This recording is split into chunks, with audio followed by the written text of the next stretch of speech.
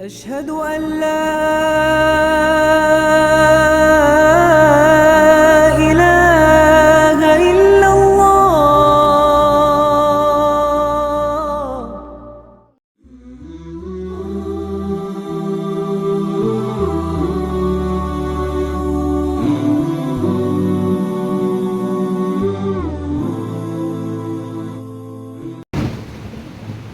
إن الحمد لله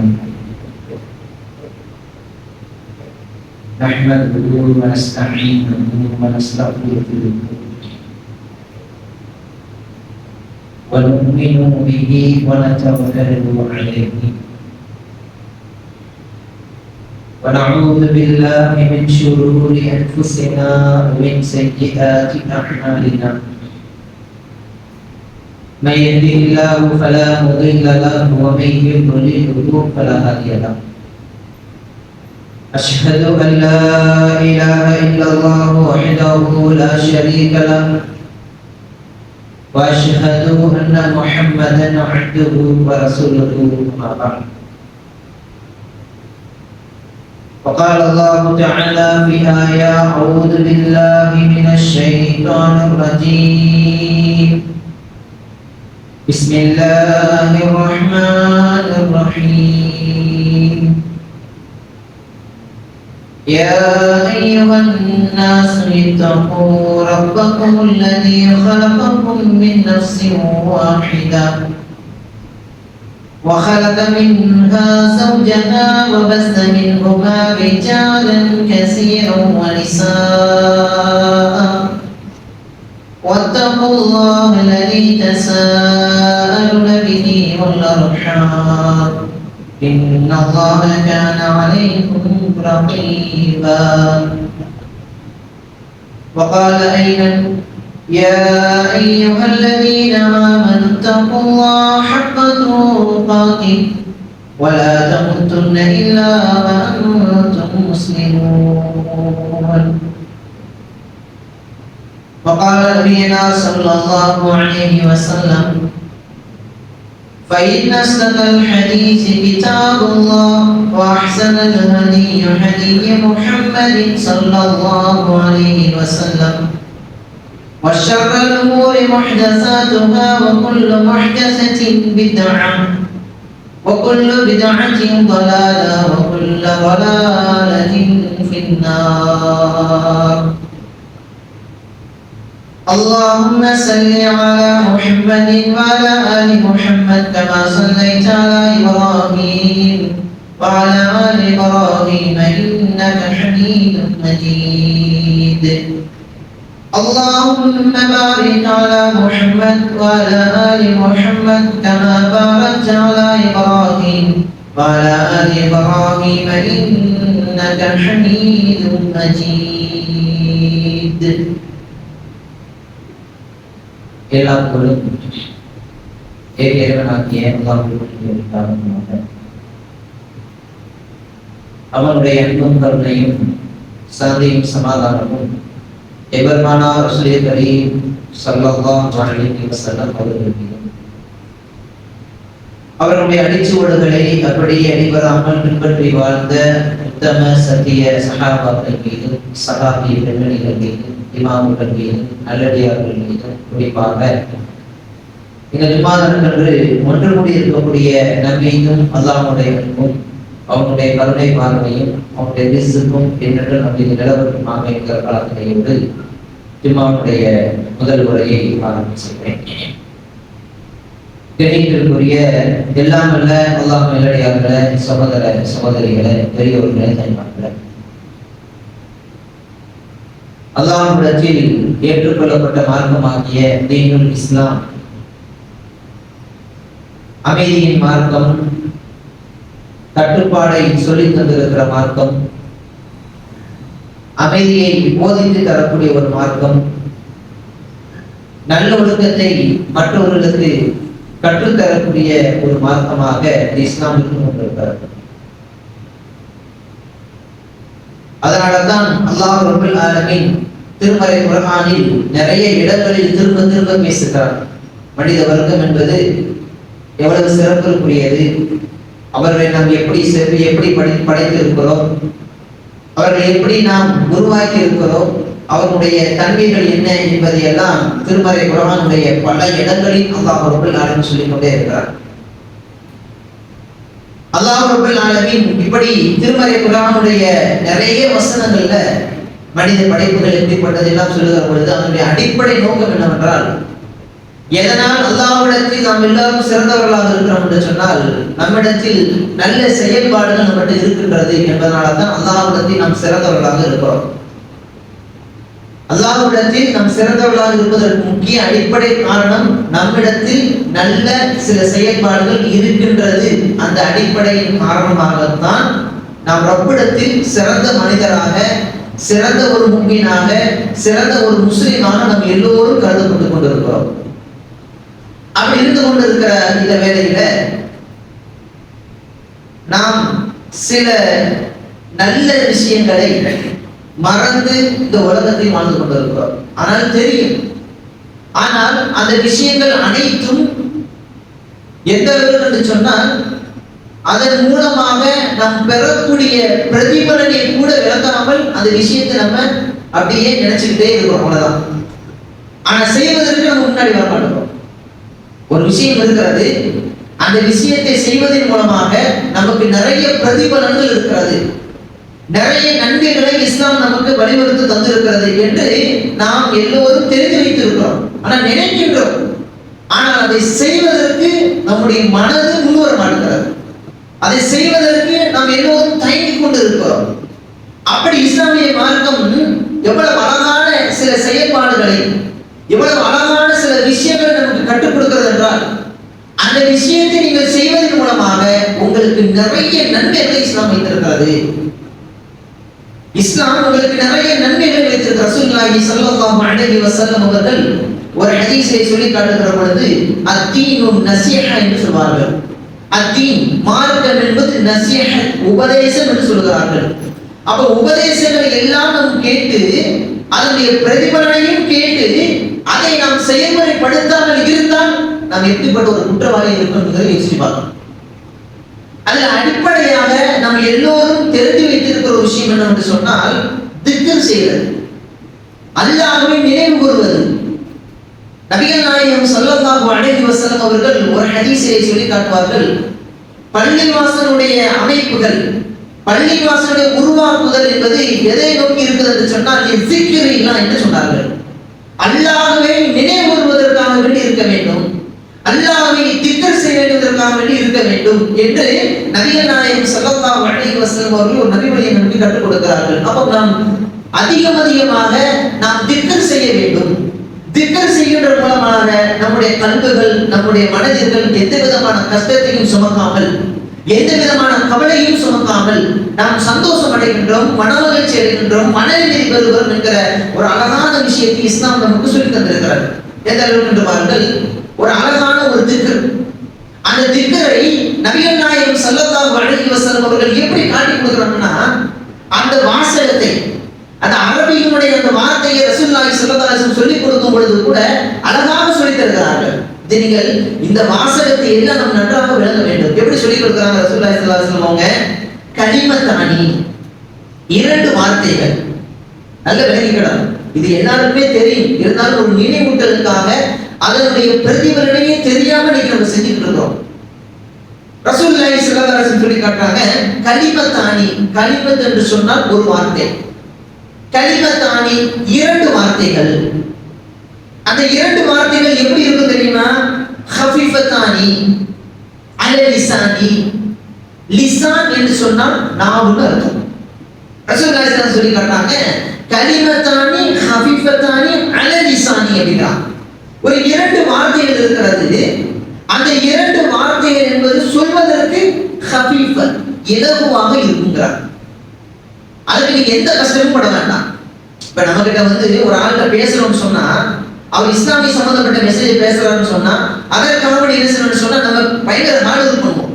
அந்த பேச்சுல கூட ஒரு கடினத்தை காட்டுவோம். நம்ம சொல்லக்கூடிய வார்த்தையை அவர் ஏற்றுக்கொள்ளணும்னு சொன்னா அது வேற மாதிரி பேசுவோம். அப்ப இப்படி எல்லாம் இந்த வார்த்தை பிரயோகம் ஒரு வித்தியாசமாட்டு இடத்திற்கு தகுந்தவாறு நம்ம பேசிக்கொண்டே இருக்கிறோம். ஆனால் ரசூலுல்லாஹி ஸல்லல்லாஹு அலைஹி வஸல்லம் சொல்லி காட்டுறாங்க, ஒரு இரண்டு வார்த்தை இருக்கிறது. அந்த இரண்டு வார்த்தை பேசுவதற்கு சொல்வதற்கு இலகுவாக இருக்கும். ஒன்று. இரண்டாவது ரசூலுல்லாஹி சொல்லி காட்டுறாங்க, சகீலத்தானி, பேசுவதற்கு மட்டும் அது இலகுவானது கிடையாது. பேசுவது மட்டும் இலகுவானது கிடையாது.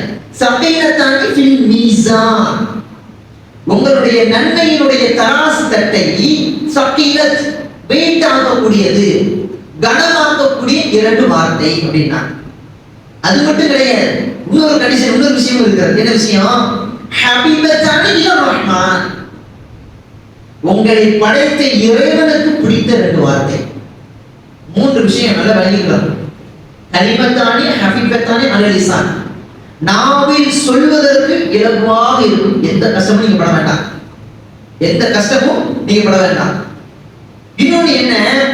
சகீலத்தானி ஃபில் மீசான், உங்களுடைய நன்மையினுடைய தட்டு, நீங்கள் செய்திருக்கக்கூடிய நன்மையினுடைய அந்த பிரதிபலன் அதிகரிக்க வேண்டும். நன்மையுடைய தட்டு கனத்து இருக்க வேண்டும்.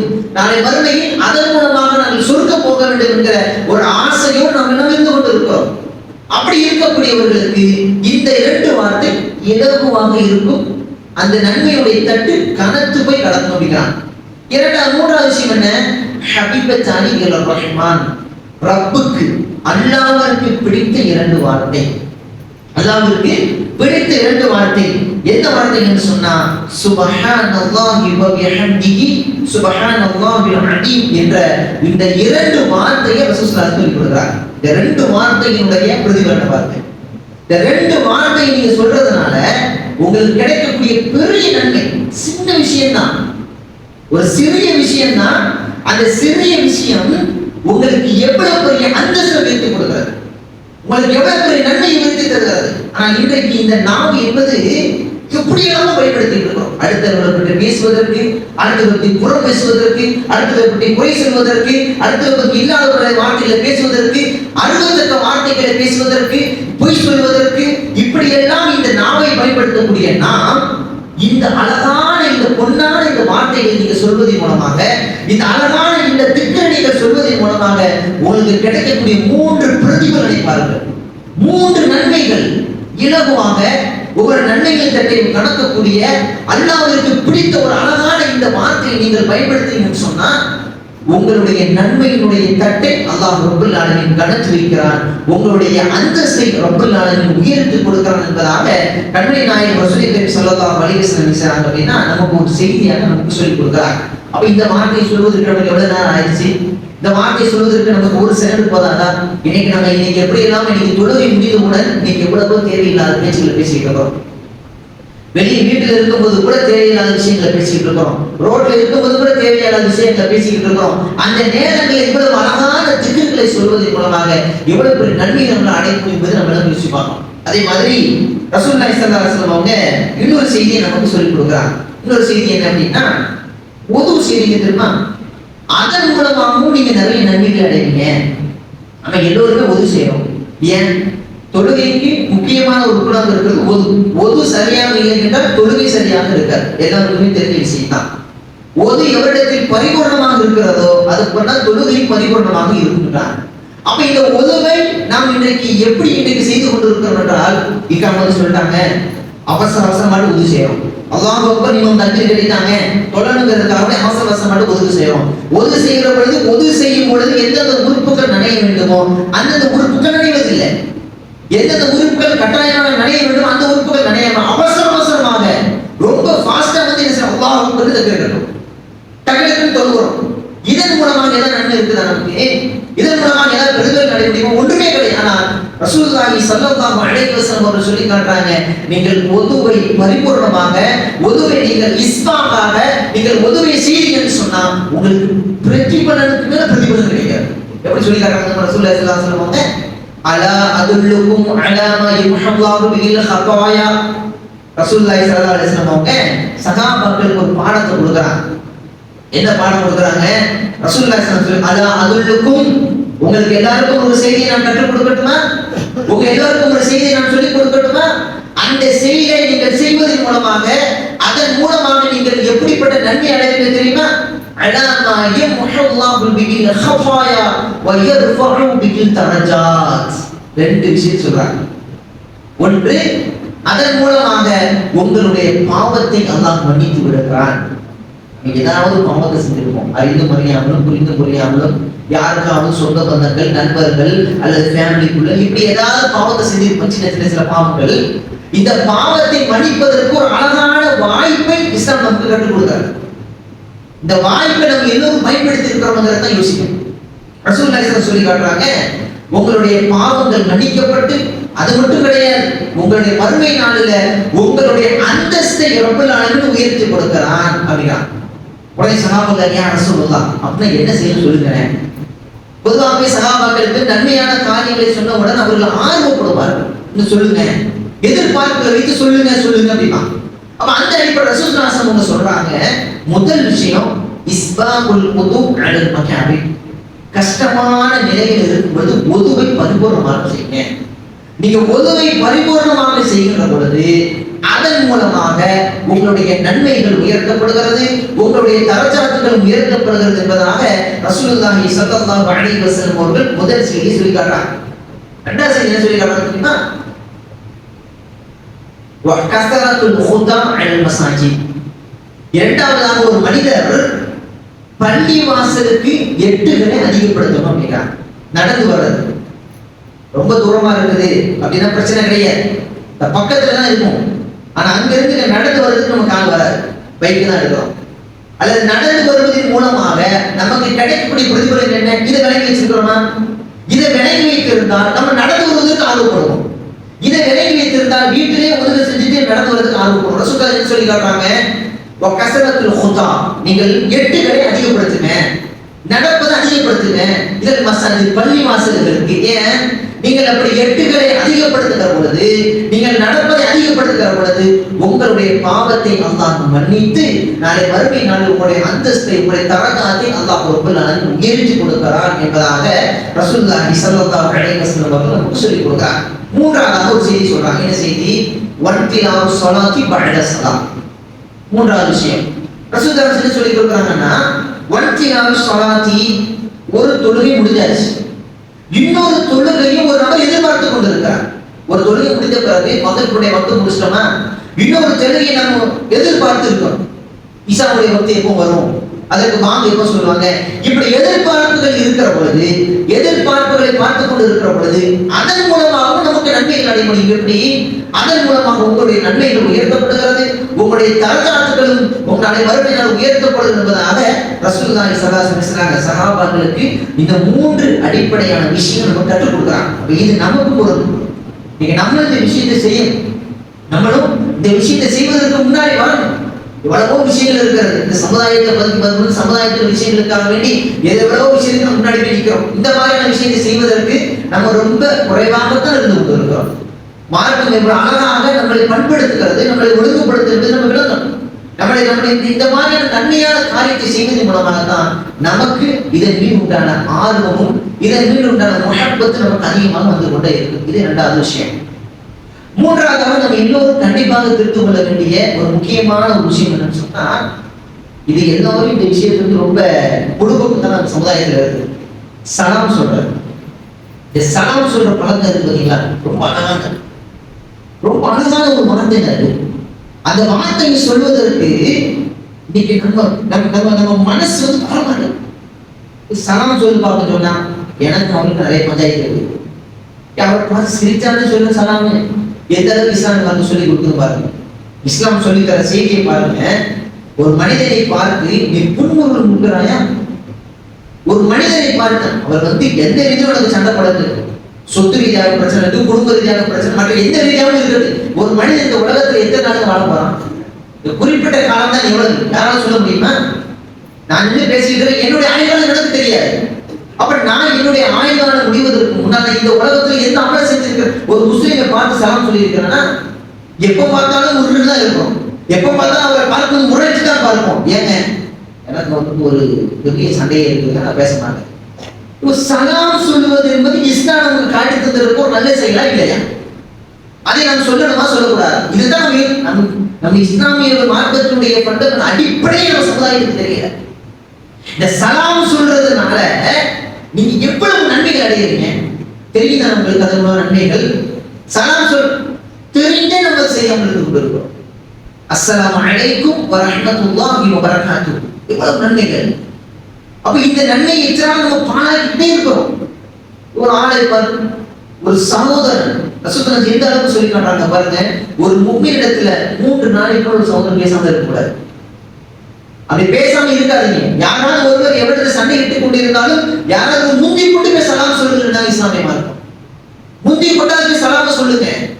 இஸ்லாம் நமக்கு காட்டி கொடுக்கக்கூடிய அழகான ஒரு அண்ணல் அது, அழகான ஒரு செயல். அதன் மூலமாக நீங்கள் நன்மை அடைந்து கொள்வீர்கள், அதன் மூலமாக பிரதிபலனை நீங்கள் அடைந்து கொள்வீர்கள், அதன் மூலமாக ஒரு முஸ்லிமுக்காக நீங்கள் துவா செய்து கொண்டு இருக்கிறீர்கள். இஸ்லாம் நமக்கு காட்டி கொடுத்துருக்கோம் இல்லையா? இப்ப இதை நம்ம செய்ய மாட்டோம். அதே மாதிரி ரசூலுல்லாஹி ஸல்லல்லாஹு அலைஹி வஸல்லம் எப்படி சொல்லி கொடுக்குறாங்க பாருங்க. ஹக்குல் முஸ்லிம் அலல் முஸ்லிம் ஹம்ஸுன் அப்படினா, ஒரு முஸ்லிம் இன்னொரு முஸ்லிமுக்கு செய்ய வேண்டிய கடமைகள் 5. சில ஹதீஸ்கள்ல 6 அப்படின்னு வந்திருக்காங்க. அதுல இடம்பெறக்கூடிய விஷயம் என்ன? ரத்து சலாம், சலாமுக்கு பதில் சொல்றது. பதில் சலாம் சொன்னா தானே பதில் வரும். ரத்து சலாம் தான் ரசூலுல்லாஹ் சொன்னாங்க, பதில் சொல்றதுன்னு சொன்னாங்க. ஏன்னா சலாம் சொன்னா தானே பதில் வரும். சலாமே நீங்க சொல்றது கிடையாது. சலாம் சொல்லுவதற்கு அப்படி நாம வரவே மாட்டேங்குது. ஒரு நம்ம ஃப்ரெண்ட்ஸை பார்க்கும்போது சரி, நபிகள் நாயகம் எப்படி இருந்திருக்காங்க தெரியுமா? அல்லாஹ்வின் தூதர் ஸல்லல்லாஹு அலைஹி வஸல்லம் அவங்க வீட்டுக்குள்ள எப்ப போனாலும் தன் மனைவியை பார்த்து சலாம் சொல்லுவாங்க. தன் மனைவியை பார்த்து நபிகள் நாயகம் ஸல்லல்லாஹு அலைஹி வஸல்லம் அவங்க ஒரு தடவை ரசூலுல்லாஹி ஸல்லல்லாஹு அலைஹி வஸல்லம் அவங்க சலாம் சொல்றாங்க. சலாம் சொன்ன ஆயிஷா ரலியல்லாஹு தஆலா அன்ஹா அவர்கள் மீது ஒரு இட்டு கட்டப்பட்ட ஒரு பெரிய நீண்ட சம்பவங்கள், ஒரு இட்டு கட்டப்பட்ட செய்தி ஆயிஷா ரலியல்லாஹு மீது புகுத்தப்பட்டு அவங்களை பற்றி பேசப்பட்டு கொண்டிருக்கிறார். இதை ரசூலுல்லாஹி அவங்களுக்கு தெரியும்.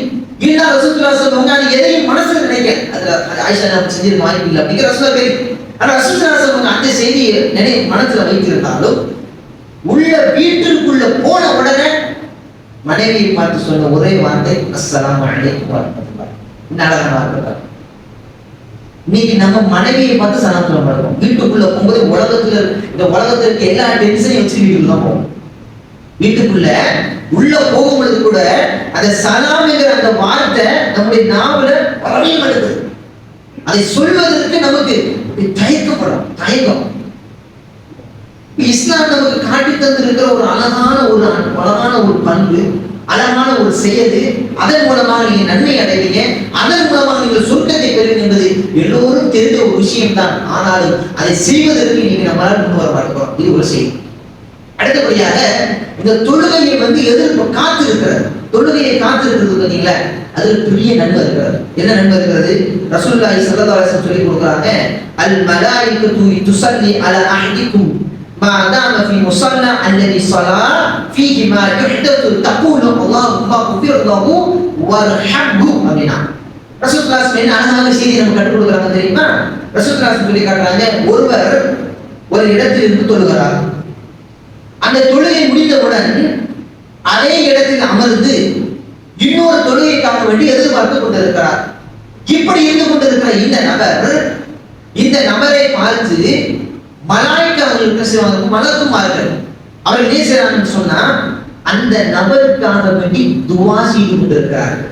நல்ல விளங்கிக்கிடணும். இன்னைக்கு நம்ம சமுதாய மக்கள்கிட்ட இது எப்படி இருக்கும் தெரியுமா? ஒரு ஆள் தொழுக முடிஞ்சு அதே மாதிரி மற்ற தொழில்களை எதிர்பார்த்து உட்கார்ந்து இருந்தா, இவருக்கு ஒரு வேலை இல்லை அதனால எதிர்பார்த்து இருக்கிறாரு, இவருக்கு ஒரு வேலை இல்லை அதனால சும்மா இப்படித்தான் நம்ம சமுதாய மக்கள் பேசிக்கிட்டே இருக்கிறாங்க. ஆனா இதன் மூலமாக தீப்பெல்லாம் நிறைய இருக்குது. அதான் நான் திரும்ப சொல்றேன். இதன் மூலமாக சின்ன விஷயம்தான், ஆனாலும் நன்மைகள் நிறைய. சின்ன அமல் தான், நன்மைகள் நிறைய இஸ்லாம் கற்றுக் கொடுக்கிறார்.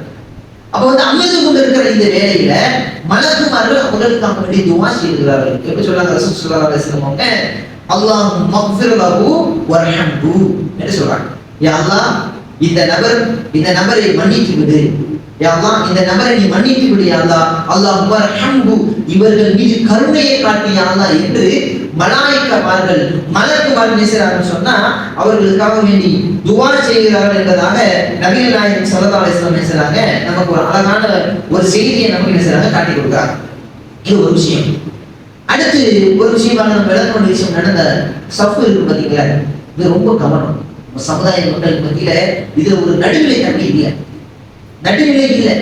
இப்ப இன்ன தஸ்பீத் எதுக்கு இமாம் சல்லாவுல நிற்கும் பொழுது சஃப்களை நேராகவும் நெருக்கமாகவும் இடைவெளி இல்லாமல் அமைத்துக் கொள்கிறார்.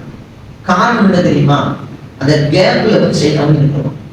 நம்ம லைட்டா திசை இருக்காலும் போதும். ஆனா இன்னைக்கு இந்த சஃப்னுடைய முறைகள் கூட மாறி கிடக்கு. எதற்காக? ஒரு ஃபேன், எதற்காக? சேர், எதற்காக? ஒரு சின்ன சின்ன விஷயம் தான். இதற்காக வேண்டி மிகப்பெரிய பிரதிபலத்தை நம்ம மறந்துட்டோம். சின்ன விஷயம் தான். ஆனால் இதன் மூலமாக இதுதான் எனக்கே நான் சொல்லிக்கிறேன். நான் ஒரு ஃபேனுக்காக போய் நிக்கிறேன். சஃப்ல வந்து ஃப்ரெண்டு இடம் கிடக்குது. ஒரு ஃபேனுக்காக நான் வந்து நிக்கிறேன். ஃப்ரெண்டு சஃப்ல ஃப்ரீயா இடம் கிடக்குது. ஆனா நான் நெருங்கி வராம ஃபேனுக்காக வேண்டி எந்த ஃபேனுக்கு பார்த்து நான் நிக்கிறேன். நான் என்னதான் சொல்லிட்டு இருக்கேன்? நான் நிக்கிறேன்னு சொன்னா நான் இதன் மூலமாக கிடைக்கக்கூடிய அந்த நன்மையை நான் பலர்கிறேன். எனக்கு இங்க நின்று தொழுவதன் மூலமாக எனக்கு கிடைக்கக்கூடிய நன்மையை நன்மையாகிவிட்டேன். யோசிச்சு பாருங்க. இப்படி நம்ம எவ்வளவு நன்மை, இப்படி நாம் எவ்வளவு ஒரு நன்மைகளை வேஸ்ட் ஆக்கிட்டே இருக்கோம். இப்படி வேஸ்ட் ஆக்குறதுனால என்ன நடக்குமோ, இப்படி நாம் செய்யக்கூடிய ஒவ்வொரு அமலையும், இப்படி நாம் சேர்க்க வேண்டிய ஒவ்வொரு அமலையும் பாழாக்கிக்கிட்டே போனோம்னா கடைசி முடிவு கேள்விக்குறிதான். கடைசி முடிவு கேள்விக்குறி. மறுமை நாள்ல போய் நம்ம புலம்புறோம். எப்பொழுது யாழைத்தனி கத்தம்து லிஹயாத்தி, யா அல்லாஹ் இப்பதற்கு இந்த உலகத்திற்கு அனுப்பிய அல்லாஹ் நான் நல்ல அமல்களை செய்து கொள்கிறேன், நல்ல சாலிஹான மனிதனாக மாறுகிறேன். எந்தெந்த நல்ல அமல்கள், எந்தெந்த செயல்பாடுகள் உனக்கு பிடிக்குமோ, எதன் மூலமாக பெரிய நன்மைகள் இருக்குமோ அதை எல்லாம் செய்து ஒரு நல்ல ஒரு அடியானாக, நல்ல ஒரு சாலிஹான மனிதனாக நான் மாறிவிடுகிறேன் என்று மறுமை நாள் நம்ம எல்லோரும் புலம்பு கொண்டோம் என்ற ஒரு வாசகத்தை அல்லாஹ் திருமறை குர்ஆனில் சொல்லியிருக்கிறான். அதே மாதிரி திருமறை குர்ஆனுடைய இன்னொரு இடத்தில் அல்லாஹ் பேசுகிறான். வலவு தரா இதில் முஜ்ரிமூன நாகிசு ரூசுஹிம் இன்தா ரப்பிஹிம் ரப்பனா அப்ஸர்னா வ சமிஅனா ஃபர்ஜிஅனா நஅமல் சாலிஹன் இன்னா முஃமினூன். எல்லோருக்குமே தெரியும் வசனம். எல்லோருக்குமே இந்த வசனம் ஜும்மா அந்த வெள்ளிக்கிழமை காலையில இந்த வசனம் அடிக்கடி நம்முடைய காதுகள் ஒலித்துக் கொண்டே இருக்கிறது. என்ன அர்த்தம்? வலவு தரா இதில் முஜ்ரிமூன், அந்த குற்றவாளிகள், அந்த குற்றம் புரிந்தவர்கள் இந்த உலகத்தில் எதுவெல்லாம் நன்மைகள் என்று தெரிந்து, எதுவெல்லாம் நன்மைகள் என்று தெரிந்து அதை செய்யாமல் அதை அப்படியே புறக்கணித்துக் கொண்டு, அதை அலட்சியப்படுத்திக் கொண்டு, அதை பின்புறுதல் காட்டிக் கொண்டு எவ்வளவு செய்தாலோ அந்த குற்றவாளிகள் அதை மறுமையில் அல்லாஹ்வை சந்திப்பதற்காக வருகின்ற வேளையில் எப்படி நிற்பார்கள் தெரியுமா? ரப்பனா அப்ஸர்னா வ சமிஅனா ஃபர்ஜிஅனா நஅமல் சாலிஹன் இன்னா முஃமினூன். அல்லாஹ் சொல்றான். ரப்பை பார்க்கும் பொழுது வெட்கப்பட்டு தலைகுனிந்து நிற்பார்கள். ரப்பை பார்க்கிற பொழுது தலைகுனிந்து நிற்பார்கள். அப்ஸர்னா, யா அல்லாஹ் நான் பார்த்து விட்டேன், சமிஅனா நான் கேட்டு விட்டேன், யா அல்லாஹ் என்னை விட்டு விடியாத என்ற அந்த மறுமை நாள் அந்த குற்றவாளிகள் குற்றம் புரிந்த அந்த உள்ளம் வந்து அப்படி உருகும் என்பதாக அல்லாஹ் ரப்பல் ஆலமீன் நம்முடைய திருமறையின் வசனத்தை நமக்கு சொல்லி காட்டியிருக்கிறான். எனவே இப்படியாக நாம் நிறைய விஷயங்கள் நன்மைய இப்படியாக நமக்கு சின்ன அமலாக இருந்தாலும் அதனுடைய பிரதிபலன் நிறைய இருக்கிறது என்பதை இஸ்லாமிய மார்க்கம் நிறைய விஷயங்களை நமக்கு பட்டியல் போட்டி சொல்லித்தருகிறது. எனவே இன்றைய ஜும்மா உரையில் நாம் எந்த செய்தியை நாம் கேட்டோமோ அதை நம்முடைய வாழ்க்கையில் நடைமுறைப்படுத்தக்கூடிய தௌஃபீக்கை அல்லாஹ் ரப்பல் ஆலமீன்